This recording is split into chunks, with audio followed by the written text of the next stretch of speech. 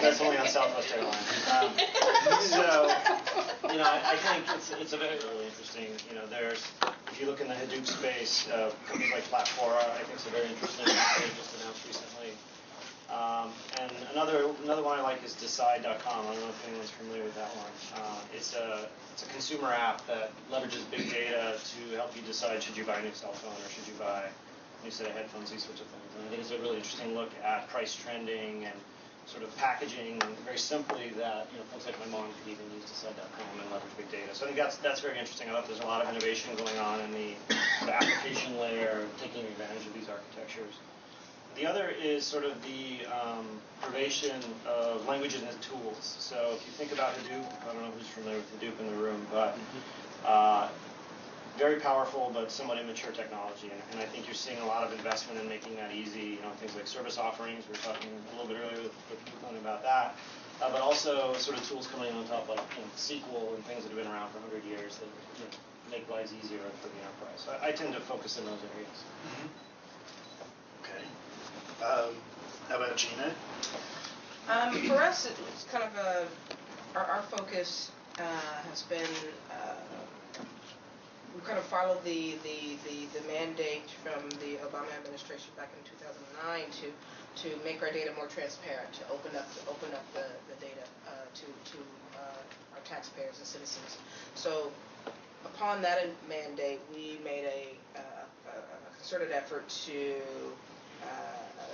bring forth data that we have, data sets that we have in archives and various databases and various systems across the city, to put pertinent, reliable, viable, tangible data available to the constituents in the city and allow them access to it. So that's been a real huge focus for us. There's tons of data available out there. Another thing that we're preparing for also is in light of the upcoming healthcare initiative that really goes into effect over the next couple of years is with healthcare. We are working to ensure that our data, our healthcare data at our hospitals and local hospitals around the city, that the data is secure, that the data is transferable and portable, in a secure, robust manner. So those are the two areas that we're focused on in the city in terms of our big data initiatives, ensuring the security of the data, but also ensuring that it gives a level of visibility, the right level of visibility that doesn't compromise the data or compromise the citizens. I think that may be an important trend. Listening to Mike and listening to Gina, I'm thinking that this taking huge volumes of data and getting them into a format that an end user, a business user or a citizen, can easily look at something and understand it. Yes. That's going to be that's of major importance in this whole sort of big data movement. And that's huge, making it tangible and pertinent to the everyday man. And so opening it up and making it usable in a way that they can use in their day-to-day operations. Where's the newest daycare center? Where's the closest library? How do I get my permits? How do I get my phone turned on? Having that kind of data that just sits in various city repositories today, and having that open and available for downloading and further app development, is kind of what I meant by recycling and repurposing data for greater good. So that's what That's great. Do you work with Code for America? we do. Yeah, we do. Sponsor those guys. We do. It's good stuff. It's very good stuff. What's Code for America? I'm probably not going to do it justice, but it's a nonprofit that. When I Googled for it and I saw, explain Wikipedia as a tactics way of to the nation instead of the army. Absolutely. Yeah, Absolutely. that's great. But we also have that kind of like opening up for public access as well. One initiative that's very exciting is the green button. It was pushed by the previous CIO of the White House to open up the smart meter data to anyone who want to download it. Right now, it's still pretty clunky. You download XML file and you upload into another startup company or software company, online website, and then process and back to you. White House had an app competition earlier this year around summer, so 165 apps were submitted. very exciting stuff. We're in a process of making the data more readily accessible. The current infrastructure doesn't allow that to happen. So with the new data warehouse, we're hoping that can enable more people to download their data and to find how they're consuming their energy and how can they conserve energy. The other trend is big itself is just the analytics coming to the energy utility business. There was a Green Tech Media event this August in San Francisco. All the major players, IBM, EMC, Teradata, Oracle, were there.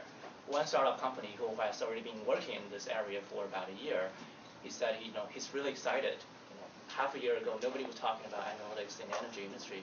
And now all of a sudden, all the big players are here and they're trying to acquire companies, acquisition. But at the same time, he's afraid because so many competition from these big companies. There are niche companies, niche markets where these smaller companies definitely play into. There are also areas where the bigger companies can play into. I'll talk a little bit about that in a later question. But two of the major aspects of what are the analytics really adding a lot of value. One is customer analytics, knowing what customers want, building a 360-degree customer view of when customer calling our call center, we know exactly what they went through. We don't have to ask all the questions from the beginning. The second one is the outage management, grid management. So one example is I live in Berkeley, so about a couple months ago, the light went out. So I checked my cell phone, pg&e.com, and there was a map, an outage map, that says North Berkeley, 9,000 people out of power. The crew is on its way. So I definitely feel good. I know that they know and they're coming. A lot of times they will give you a time estimate of when the power will be restored. So these areas are definitely areas to focus on. So as a service provider, we kind of follow the customer trends. So we see our customers' explosion of data that they are going through because we provision storage for them. We see both structured and unstructured data, and some of these applications that the panelists mentioned. Our job is to try to figure out what are the efficient architectures we can put underneath to make sure that they can write the applications that provide the fastest throughput, and that includes just the entire system, which can include the server architectures. Is it bare metal? Is it virtualized? What kind of CPU? Is it 4-core, 6-core, 8-core? Do we need DDR3 single rank DRAMs, as well as networking architectures? How do we put together a Hadoop deployment that's maybe one network hop away from the eventual application that's using it, so it can get better throughput? So those are the kind of trends we look for to make sure at least the applications that delivering value is doing it in a manner that is very cost efficient, so they can scale out. Actually, we can get our bills and look at them and stuff, but how does gathering and analyzing all of this data help PG&E run your business better? Sure. One area of very interesting is the asset management. So we have many transformers. Some are mounted on the pole, some are underground. The average age of our transformers are 44 years. Right now, before about a year ago, we didn't have a way of telling, so we rank, which one is more longer age, has been there longer. And now with the smart grid data, we can, aggregate the information about the load of this specific transformer that have a few homes connected to it, and we can tell what's the peak load. We can also throw in other data, like the weather, sensing information, the outage information, so we can prioritize which one we should send a crew to and fix it early on. So something like that was not available before. Another observation is, we build some of the databases or data warehouses we built before was only like looking at one source of data. If you were looking at the sensor data, just look at sensor data, there was no capability for throwing other data. And now we realize, the value is generated when you put multiple sources of data together. There are companies in the Valley that are looking at GIS, using GIS visualization they're calling it the situational awareness. So in a transmission, map, you can see where the fires are, where the wind and sun, the weather patterns are, and where your transmission are likely to go wrong, so you can be more proactive in terms of protecting the asset. Does anyone, who else has a concrete example? Yeah, again, I'll talk about it again from the infrastructure perspective. So when we looked at a big data solution initiative that we had, we wanted to see if we could come up with an architecture that would provide the best benefit in terms of cost and scale out. So we put together a solution that has a mix of virtualized and bare metal platforms, and we did an experiment to see whether we can put it on 10 gig or 1 gig networks. And we had two customers. Both of them were running different types of applications in a public infrastructure. And one was more data mining, was in kind of an offline mining algorithm. And another one was real-time, where they're trying to do real-time bids for ads. So that was a business, to be able to make sure they bid for the appropriate ad, get the impression, and then they get paid. So what we found was for the company that was doing the more offline data mining piece of it, they really thought that their application needed 10 gig networking, and they thought they had to deploy a 10 gig cluster in the cloud. So what we did was we put together kind of an A/B test for them, where we were able to show that for their application, what they really didn't need was a 10 gig network, but what they wanted was more CPU cores and more bandwidth to the local memory, and they can just get away with a really cheap 1 gig switch. So they were able to dramatically reduce the cost, because per port cost on 10 gig is still $1,000 on each side when you want to connect when it's loaded. So that's one concrete example. We were going to lower the cost of compute for the data mining. So they can put more Hadoop nodes and then kind of put more throughputs with the system. So that's one thing. Second thing is what we found is this other company that has ad networking was in the cloud. They had their business intelligence somewhere in a cloud instance. They had their Hadoop also somewhere in a cloud instance. And they didn't know whether some of the workload was virtualized, some of them was not virtualized. We actually went in and said, okay, let's virtualize these systems, let's not virtualize these systems, put them all in the same network domain. So what they found out was that they had a dramatic decrease in their response time when they were able to respond to their ad serving network from 100 milliseconds to 20 milliseconds. That's a 5x improvement.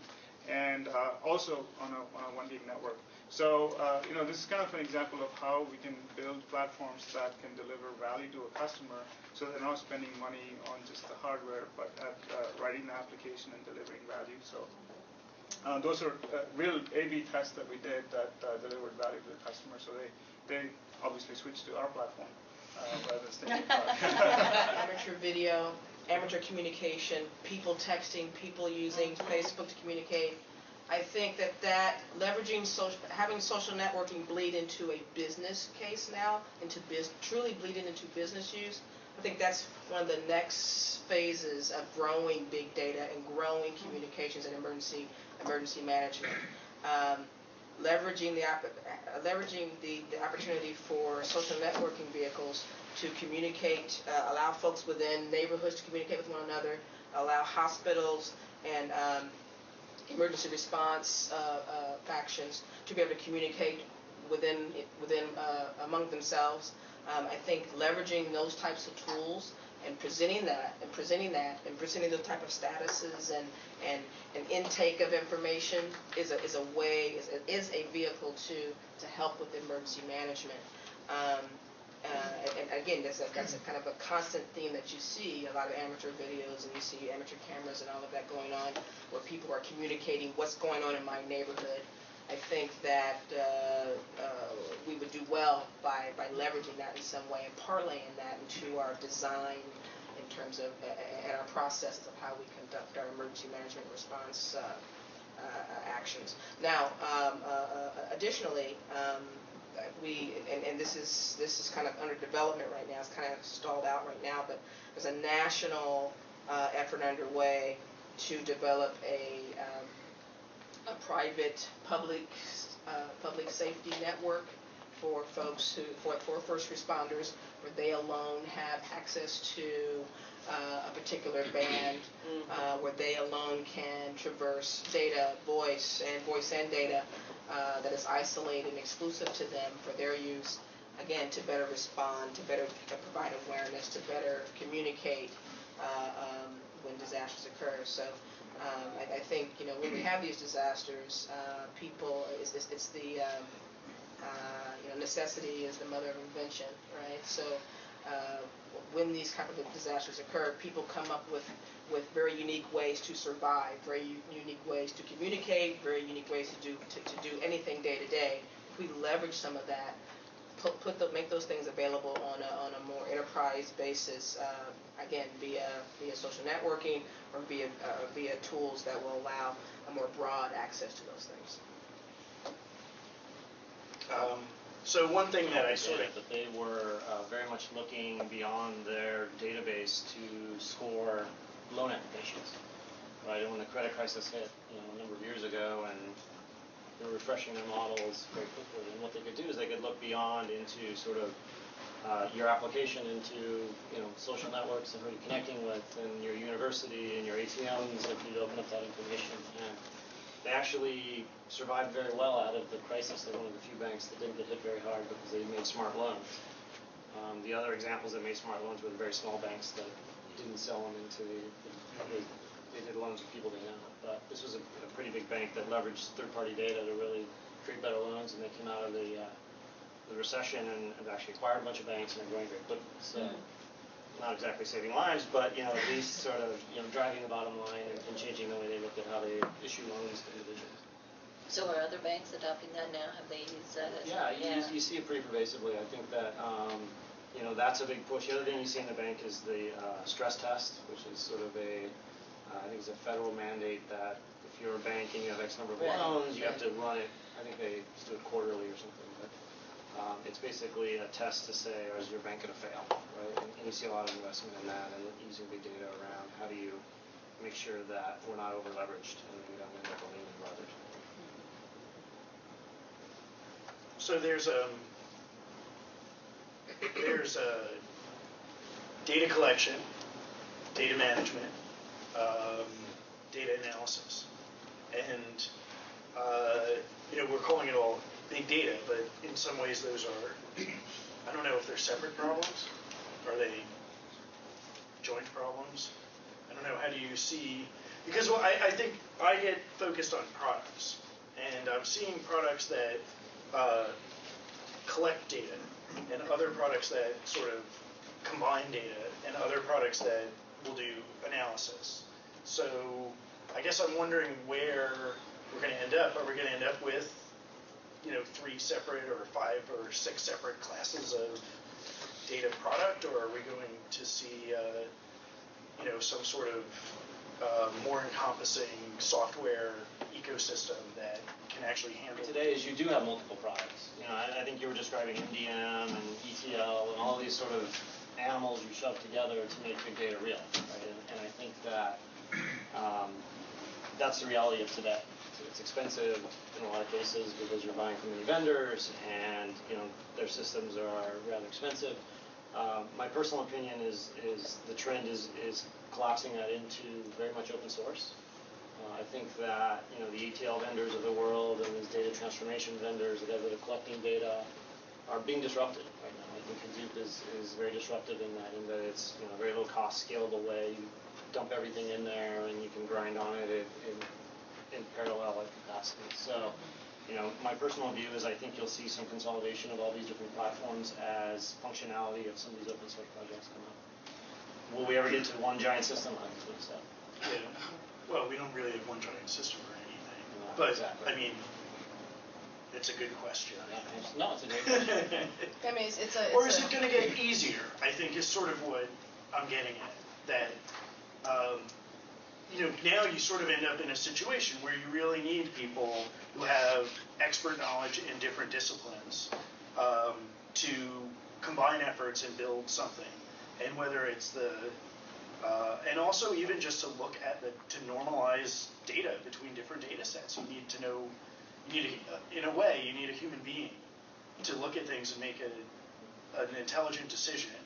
So I'm seeing all these sort of choke points, like for big data, like the implementations, or a human who's smart enough to know what to analyze in order to put things together. And I think we're all sort of wondering, like, when it's going to get easier. Yeah, I think the industry will naturally, as it always does, take a tangent and grow many businesses and many different technologies off of big data and make a huge arena of choices and selections. But I think conversely with that, with the explosion of consumerization of IT, with that continuing growing footprint, I think big data and the access to it will slowly become more commoditized. And we have to begin looking less at ways to make the money off of the tools to access the data, but actually making the data more easily accessible and more easily available.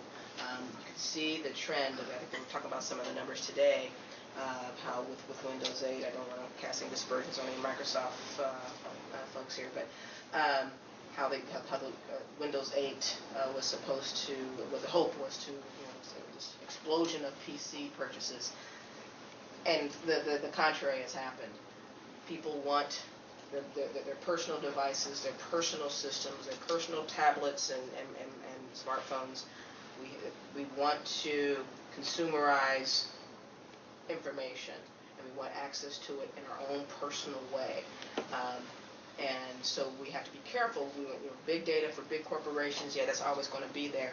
But the trend and the growing trend, if you can see anything from the whole consumerization model, is that we have to make big data available, accessible, and accessible in a way that to the everyday person, and in a way that's very easily that they can consume it how they want to consume it how they want to do it. The big data for the big corporations, that's going to be there. There's going to be all sorts of data that's crunched and numbers that's crunched, and they're going to make all types of decisions based on that. But again, for the day-to-day person who wants to also leverage big data, but in a very personal way, that's what we have to concentrate on. Mm-hmm. So, That seems to be a lot of your focus. Yeah. Absolutely. That's really interesting, because Absolutely. I would think you have so many sides. Speech, and he defined, and so his definition of data scientist is someone who knows statistics better than engineers and who can do coding better than statistician. I thought that's a pretty good one. I don't know. I know some statisticians who can really code. Except you. But if you're looking for someone who's good at both, good luck. And that's the trick, is you're looking for people with all kinds of skill who can code in whatever platform you're using, SAS, SPSS/R, reporting, MicroStrategy, Tableau, and then statistics, which is R itself. It's really, and then knowing the business, have the breadth of the and depth of the industry, and then knowing technology enough that when he have a problem, he knows where to look for answer. It's definitely not easy to find a person like this. I built analytics team myself. I have 8 people. I recruited all 8 people, and they come from different backgrounds. Some environmental engineers, some computer engineer and IT, some MBA, some have done strategy, quantitative strategy, strategic consulting for a few years. Recruit them, and then knowing their strengths are, develop the areas, sending them to courses, seminars, workshops, and develop areas that they're liking. I was going to say, they're not coming out of the box like that, right? You really have to find the talent and then develop the skills within those folks. So that Yeah, they can... you do, because you don't have people come out. I'm a big data expert. I'm a cloud technology expert. Yeah. This stuff is too new. The city agencies that that are still doing the stand in line, go to the counter, and grab the microfilm off the shelf. We still have that, very much so. And in the same breath, on another floor of that same building, you have folks who have their data accessible, available online, no more lines. They're doing a lot of their transactions are now available and filling out their forms online. So it's a growth process. There is some conflict in terms of presenting that data. So the more legacy data that are in the legacy systems, those are more of a challenge for us to present in a more vulnerable fashion, obviously. So we really have to do a lot of development, a lot of innovation to put those data sets and make those visible. And then, but the more open systems that we can manipulate better, we're able to do that, and we're We're seeking those out. Those are the easy ones. That's the low-hanging fruit. We want to get to the data and get to the systems that are the legacy anchor systems, the mainframe, the AS400, the HPUX. Yes, we still have that in the city and county of San Francisco as well. But that data is pertinent data. It's tax collector data. It's property tax data. It's tax assessor data. A lot of that data still resides on very antiquated systems that we are upgrading, but we still have to, in its current form, in the current format, we still have to make it accessible. And I'm talking way too much. It's over a month to get the data security check.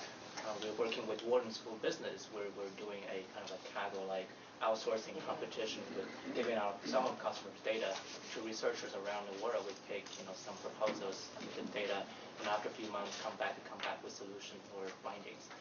It took us about the same amount of time because they're uploading it to cloud and have a policy for how do we treat cloud. So everything is evolving as we speak, and it's coming from a private sector. The other more normal private companies, I thought this is really like snail. It's moving very slowly, but there's a reason for that because of privacy, all those concerns. But coming back to like opportunities for VCs, for other companies, I talk about the small company, startup company in this energy analytics. I do see them play a role, in this economy because the larger companies. One of the interesting is we went through this data warehouse picking process. I did find that many of these larger companies, although they're being, some of them talk about smart planet or something like that, but in terms of understanding the data of utilities or energy, they did not put the best effort. Or I don't know what's the issue. They're still lacking of domain knowledge in terms of tailoring the product to a specific industry, and that required talent, a long time of working together, collaboration, and be willing to say that you're willing to develop. Some vendors come to us and say, we have this product, use it. We say no, it requires a lot of customization and working together. So if you're willing to collaborate and develop together, that's another value proposition. Take SaaS, for example. They have forecasting servers. They they're deploying Macy's and retail, forecasting millions of SKUs. But when we're trying to tailor them to, if you're trying to tailor them to utilities business, forecasting every customer load, you need to do a lot more customization. For something like this, there's no ready solutions. We still find the challenges, too many customization. There's no one company that's providing that. To make it another level, I see there are three types of players in this big data arena. One is like appliance Hadoop infrastructure. The other is like software as a service company that are addressing specific problems.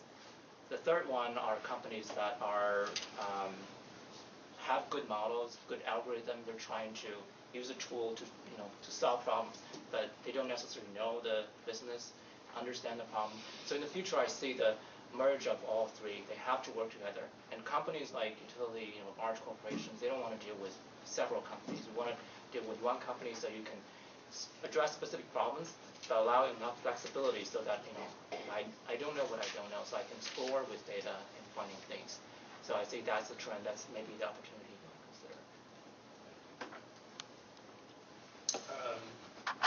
What's another for you trying to get things done, trying to work with these large data sets or streaming time series or any of these sorts of things? I mean, what are where are you struggling the most?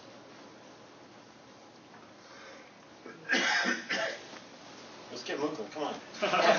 Well, where are your customers? Or your customers, Yeah, like I said, I mentioned earlier, pain points our customers have is some of these technologies are new. I was just at a large media company yesterday, and they have tons of data.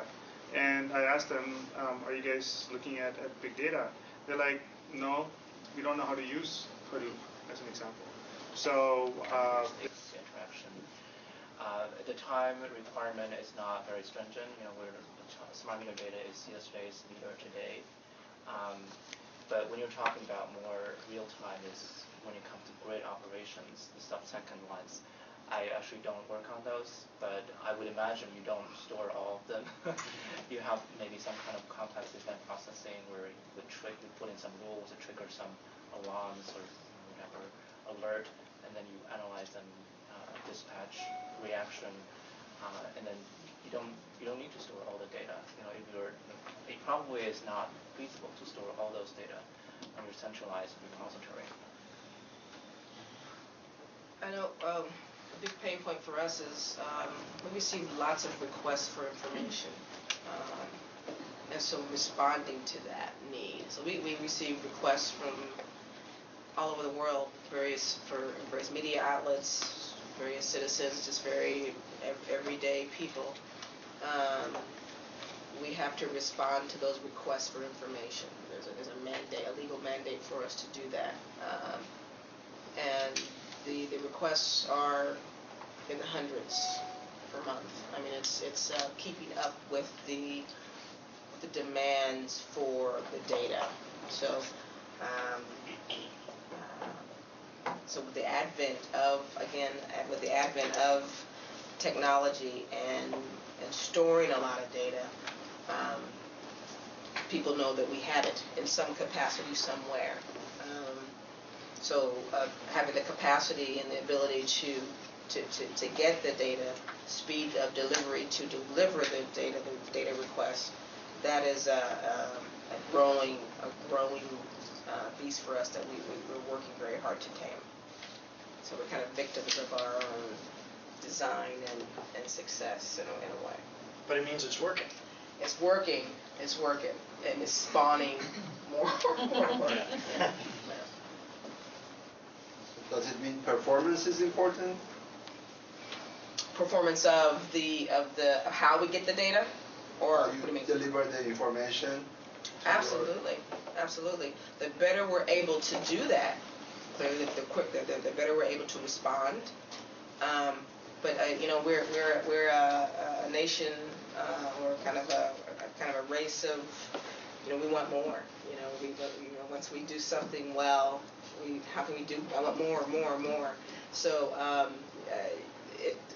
it's an ever evolving. You never get enough. You're never satisfied. If you give me this, how much more can I get? That's kind of it's always a never-ending cycle for you. Yeah, I agree. Like I call it the 5-year-old problem. I have a 5-year-old daughter, and everything is TiVo'd, right? So when you're watching live TV, she's like, skip that commercial. What's wrong with you? Skip the commercial, right? And it's just, Google took a data answer. Would you use it? That's right. I mean, so we all get so conditioned for instant. What if it took a data answer, but it gave you a better answer? I don't know that I would wait. I mean, You start looking, but you would look at the other avenues that gave you the answer more quickly, and you may very well go back to Google, but you open yourself you make yourself vulnerable because you lose that business and you've got someone else. It's kind of like how we don't have many commercials anymore. You have the commercials. One show ends and it bleeds into the new show. Maybe we'll turn the TV on. Yeah, don't turn off. Don't turn the station. You had a question. Oh, I do have a quick question. So Gina, you actually brought up a good point. So it's to give big data to the user. So my question actually is for Liang, because the PG&E, I actually get the thing. I look at it, but I don't know what to do with it. And I don't have no way to ask you to stop sending it to me because I look at it. So what I actually like, what Gina says, if you can give us the user, the data download, I can actually play with it. Yeah. And make sense of it if there's some way to do it, so that'll be good. Yeah, I mean, at the back of that, you'll notice there are some generic suggestions as to you can turn the air conditioning set point lower, you can retrofit your installation if you're not really doing that. Yes. But it's very generic at this time. And there are a lot of companies and scholars trying to solve, they call it, non-intrusive power disaggregation. Mm-hmm. So it can break down your usage into different appliances, light bulbs, etc. So it can be more specific, addressing, and look at your neighbors that have similar, appliances or similar footage, and say what area you should improve first. Yes. That one, most of the time require like current sensor, like seconds or 1 second kind of granularity. Whereas today's smart meter is only hourly data. For commercial, is 15 minutes. That's like the very tough problem. A lot of people are throwing money at that. A lot of VCs are investing in that as well. Whoever can solve that would be a benefit for utility. The utility definitely will be interested in that because it solves exactly your problem because we can if customer call us and say, hey, my bill is really high, we can tell you what may be the reason, the pain point. So what you're saying is instead of doing the hourly check, you do a more frequent check. Is that what you're saying? The data we have is just hourly or 15 minutes. Okay. If you as a consumer you want to pay $200 and buy a sensor and use the service, so there are some companies already doing that. Okay. But the problem is it costs $200, and how many people would do that? So if any company can come up with a method to analyze hourly data with certain accuracy, not very accurate, but acceptable accuracy, that would be great.